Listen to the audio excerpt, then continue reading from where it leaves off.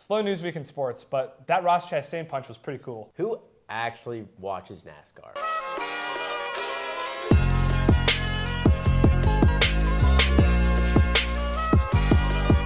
Welcome to the second to last sports show of the year. It's your hosts, Evan and Aiden. To keep it short and sweet, this week we're overviewing Westfield sports. Rowan talks NBA playoff, and Adrian is talking about boys volleyball. Tune in on the 11th for the sports show. Second to last sports show, I never thought a little sports report could turn into something this big. It's sad, but we got to push through. Baseball went 2-1 last week, beating Carroll in harsh conditions up in Grant County and splitting a series with Zionsville. Fun fact, that is our 5th consecutive conference split this year. We'll get to that series in a second, but under the lights and rain of the most quiet stadium you'll ever play at, your Rocks gained a resume-building win over the then undefeated Carroll Chargers. 2 points to summarize this game: timely hitting and Nana shove day. Braden Hibbler and Eli Manbeck supplied 66% of the team's hits in this one, Braden going 2 for 3 with an RBI, and Eli going 2 for 4 with a run scored. The offense propelled us to be up 3-2 after 6 innings and adding a pair of insurance runs in the top half of the 7th. As for the Nana shove day, his stat line was one of the best of this year. 6.1 innings pitched, 2 hits, 11 strikeouts, and 2 earned runs.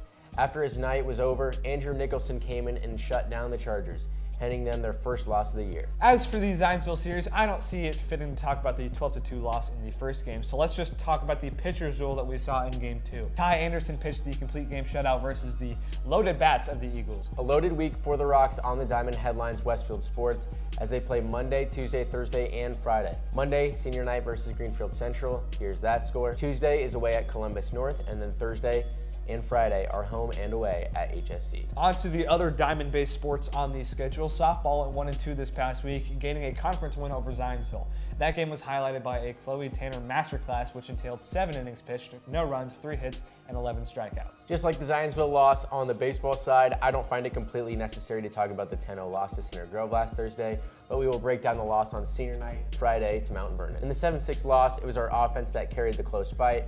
On senior night, senior Maggie Rowe went 2 for 3, rocking a double and a single, scoring 2 runs. Other players with multiple hits, including Michaela Watson and Kara Snedeker. This week, they have a packed schedule as their season starts to close. They go home, 3 away games, then a home game. First on Monday, it's a non-conference home game versus Cathedral, who's having a great season despite their 11-8 record. Next on Tuesday, it's a conference favorites HSE at their place.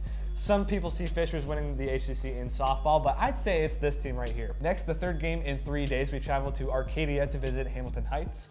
They're no slouch, and it'll be a competitive game. Thursday, they rest, but they're back on the road Friday playing the Southmont Montes. Though they've struggled, you never know with these teams, so let's not write this off as a win just yet. Finally, Saturday morning, we return home as we host Mooresville. It'll be a tough game versus the 20th best team in the state, but historically, we are good in the morning as this game starts at 11. All right, after Evan's dialogue of softball, here's what happened in boys volleyball.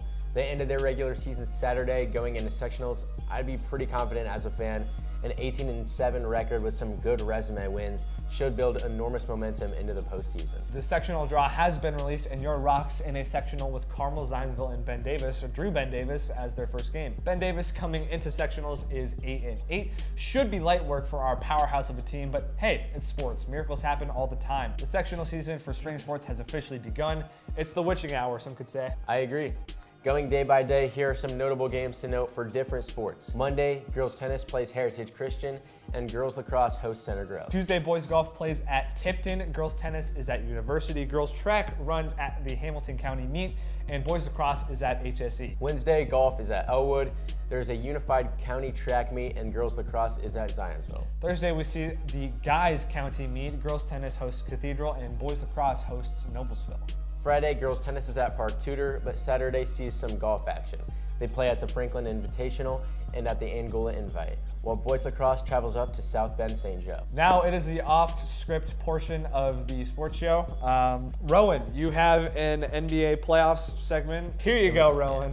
Thank you, Evan and Aiden. Now, you all know the drill. We're going to talk about the NBA playoffs, and I want to talk about a game first off that took the entire NBA world by storm. The Suns and Denver Nuggets game 4. The Suns ended up winning the game 129-124, but that really isn't the main storyline. Nikola Jokic dropped 53 points, and that isn't even the storyline with Nikola Jokic. Really, what people are talking about is Nikola Jokic getting into an altercation with the owner of the Phoenix Suns. One was able to quickly regather their composure. That's what I don't think Ishbia appreciated. Then Jokic. Anyway, Devin Booker for the Suns went absolutely crazy. 36 points on crazy efficiency. Kevin Durant also dropping 36, and then Landry Shamet turning into God himself. The series is tied at 2-2, and we are going back to Denver for Game 5. Okay, now to a game that happened earlier in the day, the Celtics taking on the 76ers, and talk about an absolute thriller of a game. 76ers getting a 1-point victory. Jason Tatum, I have to mention his performance though, 24 points and 18 rebounds. Jaylen Brown dropped 23 points, and really, I saw in the press conference, Jaylen Brown was complaining about not getting the ball enough. And what do you expect when you play with a guy like Jason Tatum on your team? What do you expect? Joel Embiid, the MVP, dropped 34 points, and James Harden had 42 points. Now with Embiid, the question is, he did win the MVP, but did he really deserve it? You know, I think I would have given it to Jokic. Anyway, that series is tied at 2-2, and we are going back to Boston for Game 5. And now for a game that happened the night before these two games, the Golden State Warriors taking on the Los Angeles Lakers. I mean, this game here, not a great game, not much to talk about. The Lakers get a 30-point victory, 127-97. LeBron James, for the first time ever in his career, did not score in the first quarter. I mean, are you kidding me? But he managed to drop 21 anyway. Anthony Davis had 25 points with 13 rebounds, and right now the Lakers have a 2-1 lead in the series, and whatever the Western Conference playoff matchup will be in the conference finals, it's going to be incredible. I mean, Denver, they would be great in the conference finals. The Suns would be great in the conference finals, and the Lakers and Warriors, I mean, coming down neck and neck each game. They are trading off blowout wins, and overall, I'm really excited for the Western Conference Finals. Now back to you, Evan and Aiden. Great segment, Rowan. Amazing segment. Yes.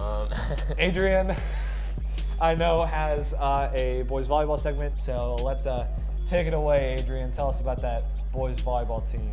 Men's volleyball is going into sectionals really strong this year, as we have heard in previous shows and the Westfield Sportscast. They are a little on the weaker side in serve receiving, with 739 receptions against a national average of 822. There are 90 reception errors with a national average of 88, 10.9 receptions per set versus the national 14, and 37 receptions per match versus the 37.6 national average. But Westfield is strong in every other aspect, including attacking, with 720 attacks versus the national average of 500, 10.6 kills per set versus the 8.4, 49.9 kill percentage versus the 36.7, 1,443 attack attempts versus the 1,381, 216 attack errors versus the 253, and .349 hitting percentage versus .177. Men's volleyball is really on a roll, wishing them a good luck as they go into sectionals after the amazing season that they have had.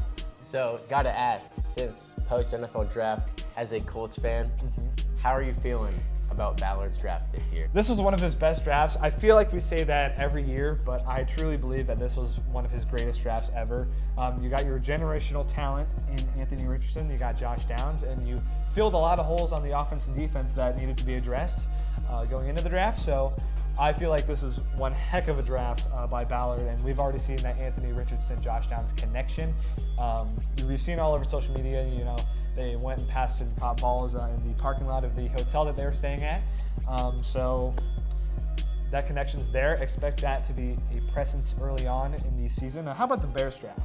You know, couldn't be happier about it. I think Poles did an amazing job for his first real draft, I would say. You know, you give him all that draft capital, 10 total picks, and he was lights out. We get Darnell Wright. Wasn't a big fan of the 10th overall pick at first, considering Peter Skoronski out of Northwestern was still on the board. But doing my little research, because that's what I do, whenever we have a big pick. Did this with Justin Fields as well. He's probably the best tackle in this draft other than Paris Johnson. Stop the cap. You grab defensive line help, our main need in Gervin Dexter out of Florida and Zach Pickens out of South Carolina. Get us some playmakers and skill positioning on the offensive side of the ball in Tyler Scott and Roschon Johnson. And I think that the Bears could potentially win the NFC North next year. What? That is something, all right. I'm not sure how much I agree with that, but hey, you know, more it's wide gonna open take than a couple years to get adjusted and you know, the team built properly. But Yep. I definitely feel like they can make a run. And we still have 2 firsts next year too, as well. That's so right. It's only going to get better for Chicago. They're going to be set, especially you know, if things don't work out with, you know, this year's draft class. Yeah. They have those 2 first rounds. Next week is the final sports show of all time for this pair. We're off to Ball State. You're in great hands with Adrian and Rowan and Callie, and I think Drew Taylor as well. So we'll get all emotional, you know, next week, but we'll leave you with one last stay breezy and go rock.